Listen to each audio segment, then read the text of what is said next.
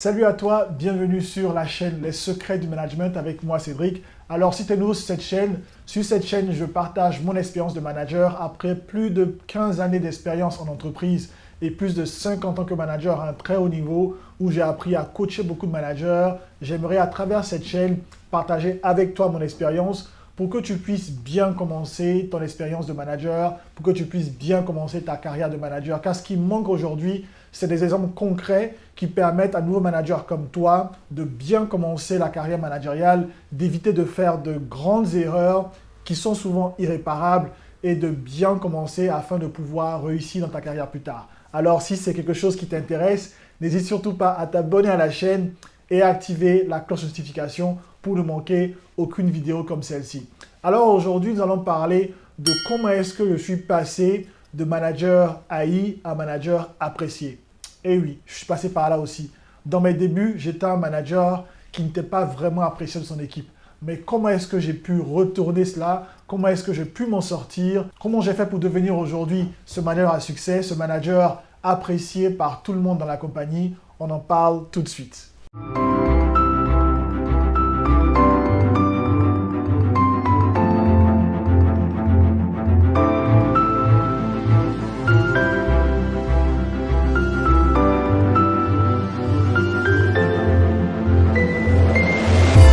Et oui, en tant que manager, j'ai eu aussi des débuts difficiles.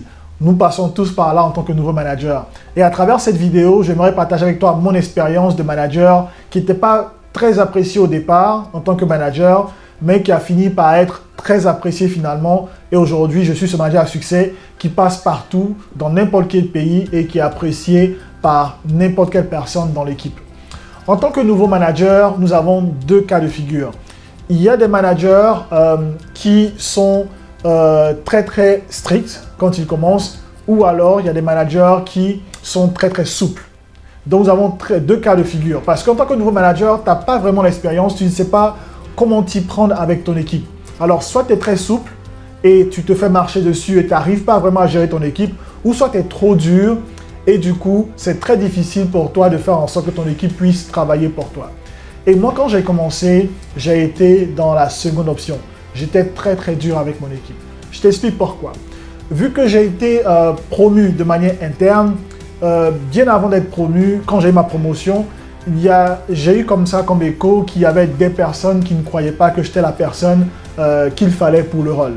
D'ailleurs, lorsque j'ai postulé, beaucoup de mes collègues m'ont dit « mais ça veut dire que ça ne sert à rien de postuler parce que, tu sais, dans les candidats qui avaient postulé pour ce poste-là, il y avait une autre personne qui, selon tout le monde, allait être la personne prise parce que cette personne était beaucoup plus proche de, disons, un peu du management ou alors cette personne avait beaucoup plus d'expérience que moi.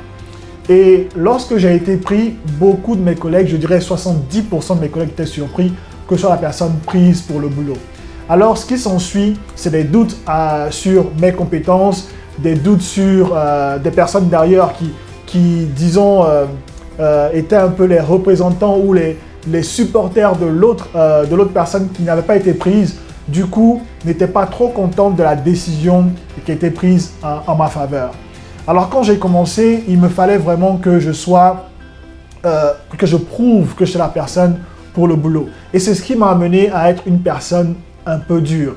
Et je suis sûr qu'il y a beaucoup de personnes autour de toi où tu es passé par la même expérience, où tu passeras par la même expérience. On dit très souvent que le fait d'être un nouveau manager est très compliqué parce qu'il va falloir gérer de nouvelles personnes, ainsi de suite.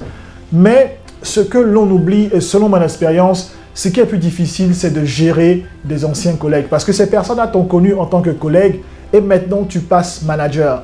Alors si tu ne réussis pas cette transition, il te sera très difficile de pouvoir assumer ton rôle de manager. Pour les nouvelles personnes, les nouveaux collègues, les nouveaux collaborateurs, ça sera plus facile parce que ces personnes-là vont venir dans la compagnie et te verront déjà en tant que manager parce que tu es déjà à ce poste-là. Et moi, c'est le problème que j'ai eu quand j'ai commencé en tant que manager, comment assurer cette transition. Il y avait certainement des collègues qui se rendent à l'évidence que j'étais de nouveau manager, donc ils acceptaient, mais je sentais quand même un peu de réticence. Ils n'étaient pas vraiment confiants et je me suis dit que c'était à moi de prouver que j'étais la bonne personne qui avait été choisie pour le rôle.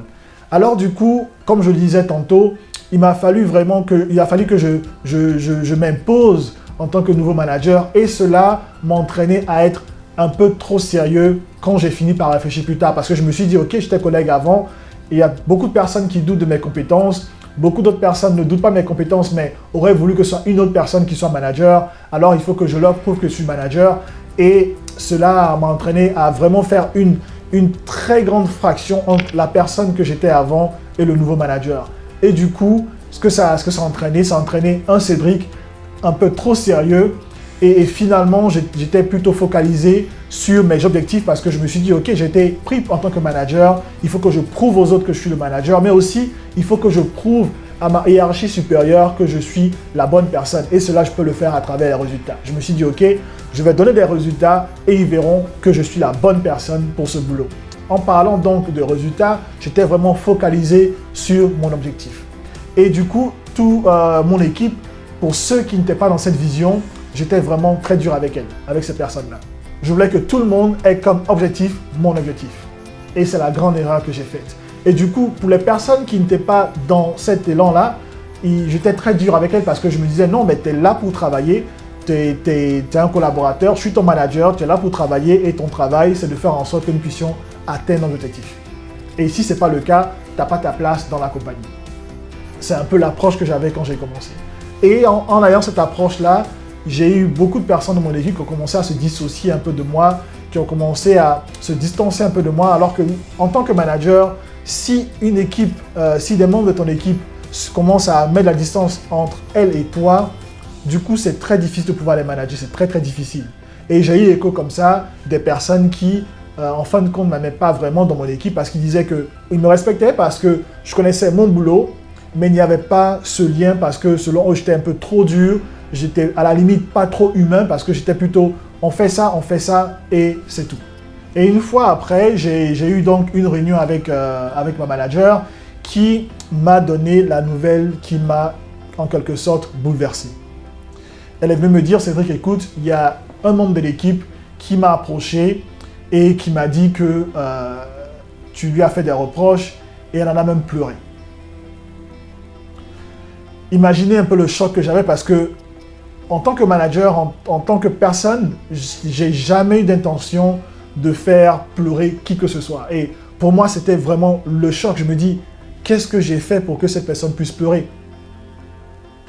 Alors, certaines personnes me diront, mais écoute, c'est normal, c'est à eux d'apprendre. Mais moi, je me suis remis en question, je me suis dit, mais qu'est-ce que j'ai bien pu dire, qu'est-ce que j'ai bien pu faire pour que cette personne puisse se mettre à une telle émotion.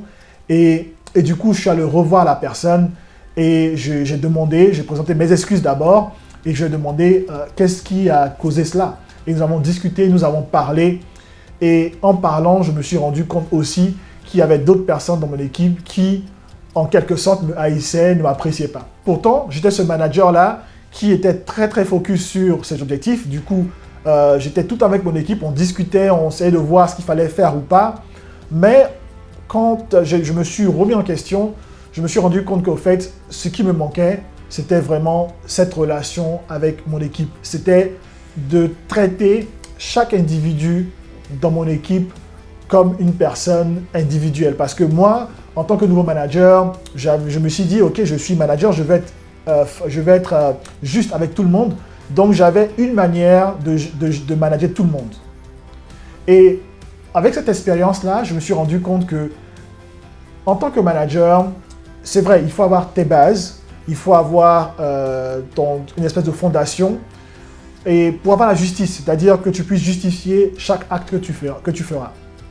Mais chaque personne est différente. Il te faudra manager des personnes de manière différente. Il te faudra manager des personnes en fonction de leur attitude, en fonction de leur manière d'être. C'est comme ça que tu pourras réussir ton management. Et moi, c'est ce que je n'avais pas compris au départ. Au départ, j'avais une manière de manager pour tout le monde et je n'avais en tête que mes objectifs. Alors, ce que j'ai changé, comment est-ce que je suis passé de manager que beaucoup de personnes dans l'équipe n'aimaient pas à manager apprécié, c'est deux choses qui ont vraiment changé. Avant de t'en parler, je vais te rappeler encore, si tu aimes la vidéo jusqu'à présent, laisse un like et abonne-toi pour ne manquer aucun numéro comme celui-ci, plein de bon contenu pour toi. Alors, qu'est-ce que j'ai changé? Pour commencer, j'ai d'abord pris en compte l'objectif de chaque personne dans mon équipe. Et c'est le travail de fond que je te conseille de faire. En tant que manager, j'avais un objectif principal, c'est-à-dire je suis nouveau manager, on m'a promu, je suis à ce poste pour atteindre un objectif. D'accord? Ce que j'ai fait, j'ai donc divisé mon objectif, je l'ai divisé en différentes parties, de sorte à ce que dans chaque élément de cette division-là, chaque personne de mon équipe puisse aussi avoir son objectif. Parce que la meilleure manière de faire en sorte que tu puisses atteindre tes buts le plus rapidement possible, c'est de faire en sorte que les membres de ton équipe puissent aussi trouver un avantage à travailler pour toi, avec toi. Alors, il faudrait que leur objectif personnel de chaque personne de ton équipe, chaque personne, chaque collaborateur puisse aller main à main avec ton objectif. Donc, ton objectif est comme la grande image, mais qui est composée de petits pixels, si je peux m'exprimer comme ça, qui vont permettre de former la grande image qui est ton objectif. Alors, si leurs buts ne sont pas accomplis, tu ne pourras pas, toi, atteindre ton but. Du coup, tu vas te focaliser, tu vas faire en sorte que eux, ils puissent atteindre leur but. Et en atteignant leur but, ils vont être plus impliqués dans la manière de travailler au fur et à mesure. Et ainsi, tu pourras atteindre ton objectif à toi. Et ça va éviter d'avoir des frictions, des personnes qui vont à contre-courant de ton but. Et ainsi, tu pourras les avoir avec toi et éviter les frustrations que moi j'ai connues dans mes débuts en tant que manager. La deuxième des choses que j'ai changé, c'était d'avoir un meilleur rapport avec mon équipe. Les considérer comme des humains. C'est pas que je les considérais pas comme des humains au départ, c'était que j'étais vraiment orienté de manière professionnelle. Je ne me demandais rien de leur vie personnelle. Je me disais que la vie personnelle, c'est à la maison. La vie au boulot, c'est la vie au boulot. Alors, si tu as un problème à la maison, c'est ton problème. Mais après, en tant que manager, je me suis rendu compte qu'il fallait plutôt apprendre à connaître chaque personne de ton équipe, apprendre à connaître ce qui les motive, ce qui les rend émotionnels, ce qui fait de meilleures personnes. Il faut connaître encore plus de leur vie pour comprendre un peu comment ils réagissent. En les comprenant, tu sauras comment les manager individuellement, savoir quel outil utiliser pour faire en sorte qu'ils puissent devenir de très très bons performeurs. Et c'est quand j'ai changé cela que j'ai commencé à me rapprocher encore plus de mon équipe et mon équipe a fini par, en plus de mes compétences, donc de personnes qui aimaient beaucoup travailler, qui étaient vraiment concentrées vers ces buts, j'ai commencé à avoir beaucoup plus d'appréciation de mon équipe. Du coup, lorsque, par exemple, j'étais vraiment dans une logique d'aller très vite, mon équipe comprenait que les temps étaient urgents et qu'il fallait faire beaucoup plus rapidement, contrairement à se dire que Cédric, le manager, est en train de me stresser, est en train de faire ceci, en train de faire cela.